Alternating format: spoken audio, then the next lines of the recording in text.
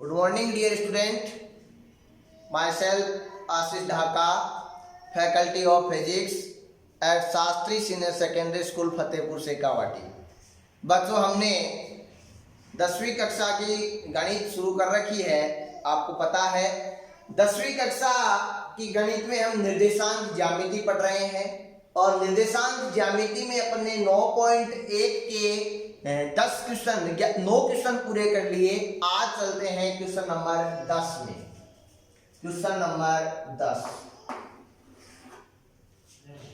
Question number 10 में आता है एक नया कंसेप्ट सरेख। बच्चों, सबसे पहले मैं एक सरेख जो कंसेप्ट है वो समझाता हूं कि जैसे ये रेखा है, इसका ये बिंदु है ए, ये बिंदु है बी और ये कहते हैं अगला कि एक सरेख पर स्थित 3 बिंदु है।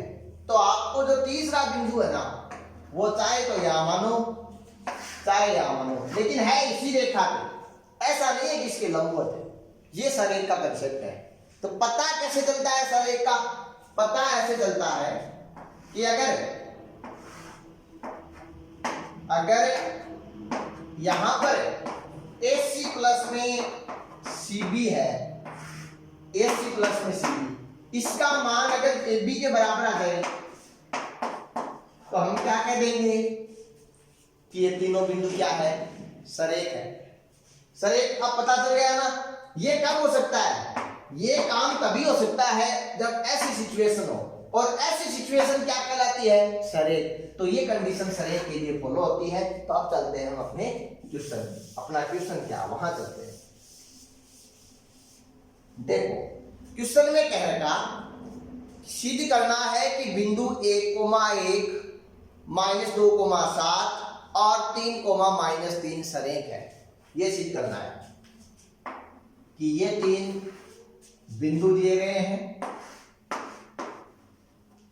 कौन सा है?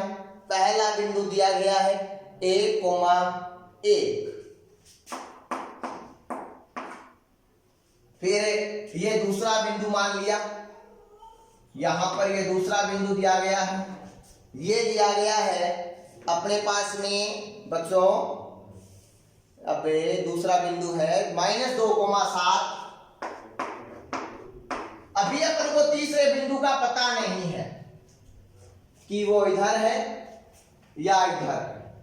कैसे पता लगा सकते हैं? या तो आप इस ऑर्डिनेट सिस्टम से पता लगाओ। इससे आपको पता है कि माइनस में पहले वाले एक्स में जो माइनस की टर्म है वो इधर आएगी। बात तो सही है, लेकिन फिर कोई से पता लगाओगे तो ये 7 कहां जाएगा? ये ऊपर जाएगा। तो गड़बड़ हो गया काम कुल मिला के। बात यही। फिर कैसे पता लगाना है? पता लग जाएगा कि ये अपन ने माना 2 बिंदु तो है। अब तीसरा बिंदु या तो होगा यहाँ या होगा यहाँ। क्वेश्चन करते हैं, समझ में आएगा। ठीक है ना। मैंने सिचुएशन क्या बताई कि ये बिंदु मैंने माना A, ये बिंदु मैंने माना B और तीसरा बिंदु मैंने मान लिया C है। अभी मैं नहीं दिखा रहा कि है कहां, बट पता चल जाएगा। C के निर्देशांक क्या दिए गए हैं? C के निर्देशांक दिए गए हैं 3, -3। मैंने सिचुएशन क्या बताई कि 2 बिंदुओं के बीच की दूरी। फिर बचे हुए 2 बिंदु कैसे? अभी देखना। सबसे पहले AB निकालता हूं। क्या निकालता हूं? AB। तो क्या आएगी? √-2 -1 का स्क्वायर 7 -1 का स्क्वायर। तो -2 -1 कितने हो गए? -3 हो गए। -3 का स्क्वायर करेंगे तो कितने आ गए? 9। 7 -1 कितने हो गए? 36। 36 का स्क्वायर करेंगे, सॉरी ये 6 का स्क्वायर करेंगे तो कितने हो गए? 36। तो ये कितना आ गया? √45 आ गया। इसको लिख सकते हैं 9 गुना 3। 9 से 3 बार आ गया तो ये हो गया 3√5। ये AB का मान आ गया। फिर निकाले AC, A और C के मध्य। तो C का निर्देशांक ये रहे, मतलब 3 में से क्या जाएगा? 1 जाएगा स्क्वायर प्लस, फिर -3 में से क्या जाएगा?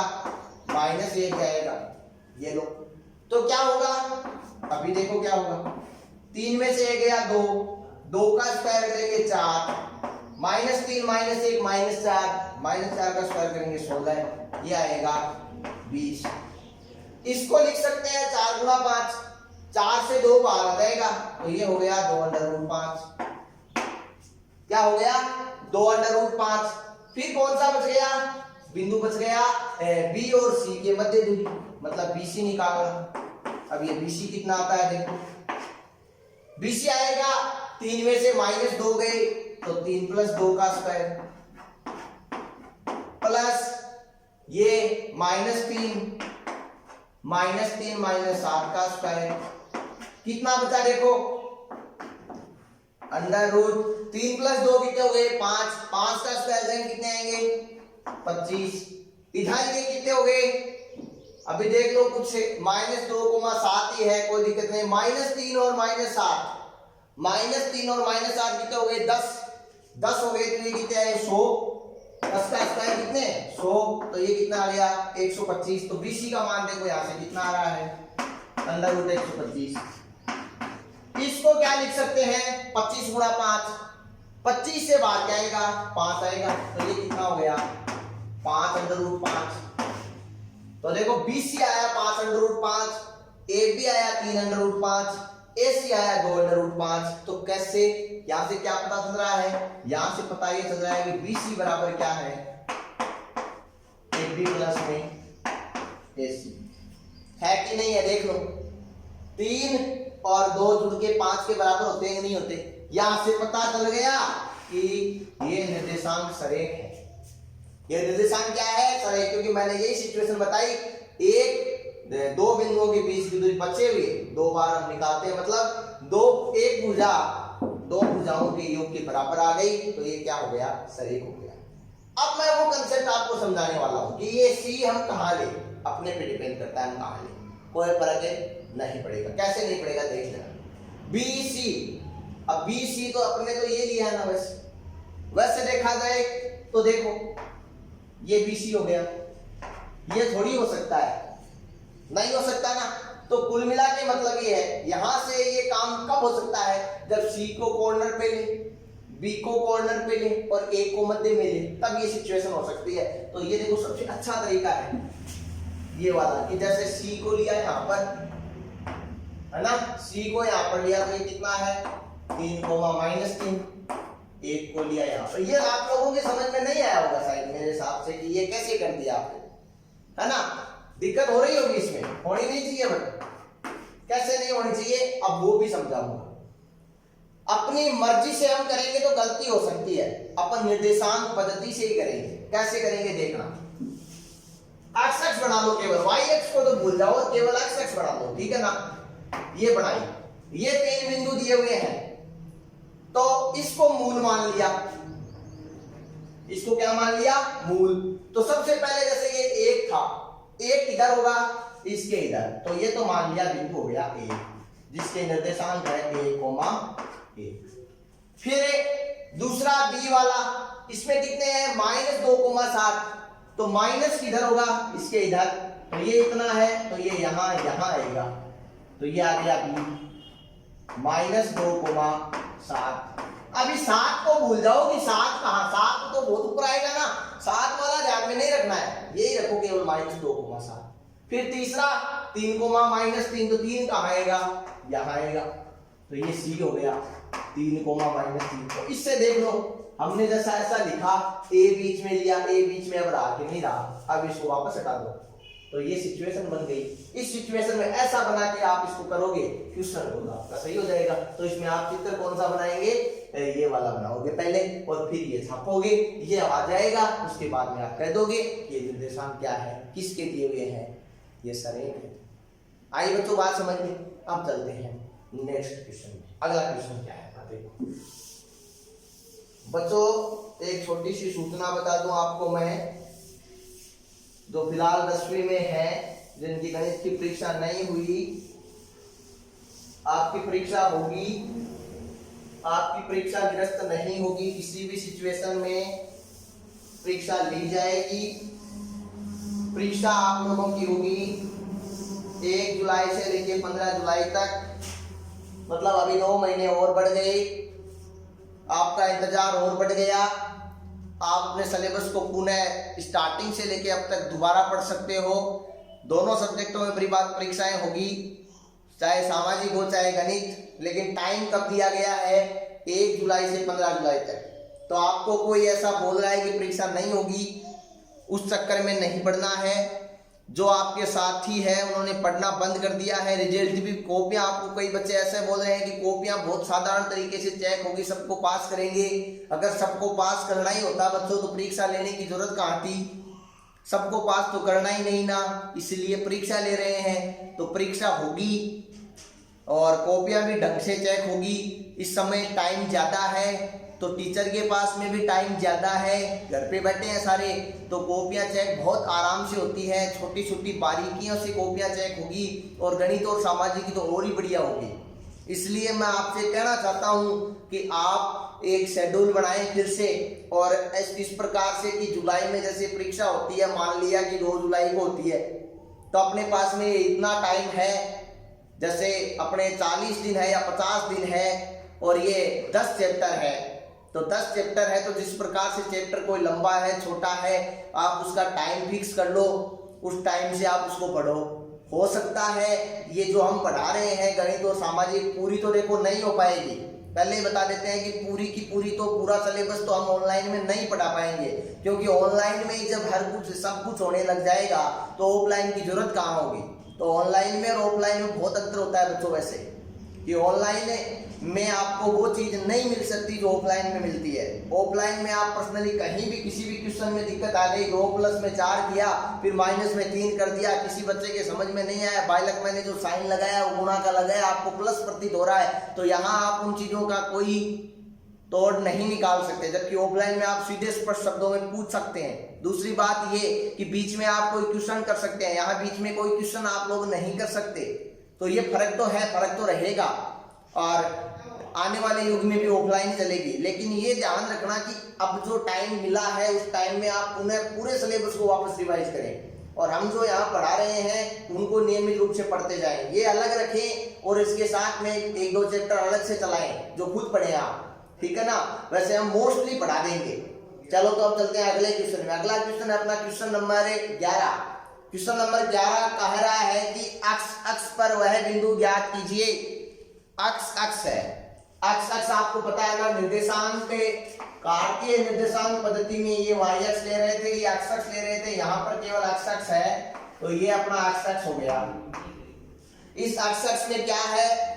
अक्ष में वह बिंदु ज्ञात करना है, अक्ष में उस बिंदु को ज्ञात करना है जो बिंदु -2, और -5, मतलब माइनस में है ना, तो इस तरफ ले लें, -2, -5 बिंदु ए है, और दूसरा बिंदु क्या दिया गया है? दूसरा बिंदु 2, -3, ये इधर ले लिया, जैसे डी है 2, -3। कह रहा है कि तीसरा बिंदु आप लोगों को वो ज्ञात करना है जो अक्ष पर स्थित है और इन दोनों से समान दूरी पे है। तो अक्ष पे स्थित होने का मतलब, जैसे मान लिया कि तीसरा बिंदु यहाँ है, निर्देशांक अक्ष का तो अक्ष होगा, लेकिन अक्ष पे है, मतलब इस रेखा पे है, इस रेखा पे होने का मतलब ये हो गया कि y का निर्देशांक इसका कितना होगा? 0। y का निर्देशांक कितना होगा? 0। और दिया हुआ क्या है? दिया हुआ है AC बराबर CP, बीच की दूरी बराबर दी हुई है, तो √x, ये माइनस हो गया प्लस में, +2 का स्क्वायर, 0 + 5 का स्क्वायर बराबर √2 - x का स्क्वायर, है ना, और फिर ये प्लस -3 - 0 का स्क्वायर। बताओ दोनों तरफ वर्ग करेंगे तो √ हट जाएगा, मैं सीधे हटा रहा हूं, फिर ये आएगा x + 2 का स्क्वायर, 5 का स्क्वायर कितना हो गया? 25 बराबर 2 - x का स्क्वायर, ये -3 का स्क्वायर कितना हो गया? 9, है ना। तो अब क्या हो जाएगा? ओपन कर लो, x² प्लस ये 2 × 2x, तो ये 4x + 4 + 25। क्यों, कोई दिक्कत है क्या इसमें? कैसे हुआ?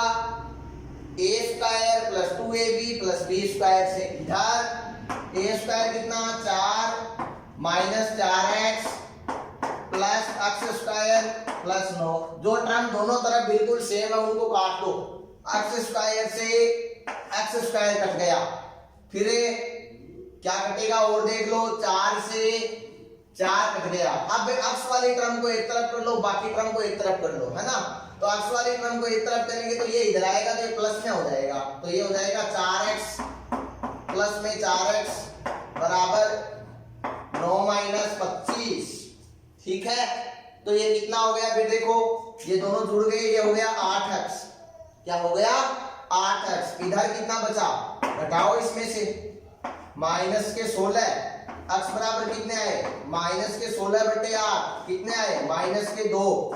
तो बिंदु C के निर्देशांक कितने आ गए अपने पास में, -2,0 आ गए। कितने आ गए भाई, -2,0 आ गए, जो अपन को करना था। ठीक है, निकालना था, अपन ने निकाल लिया। अब चलते हैं नेक्स्ट क्वेश्चन में। नेक्स्ट क्वेश्चन क्या दिया गया है, देखो सिमिलर ही है, कैसे है वो देखना।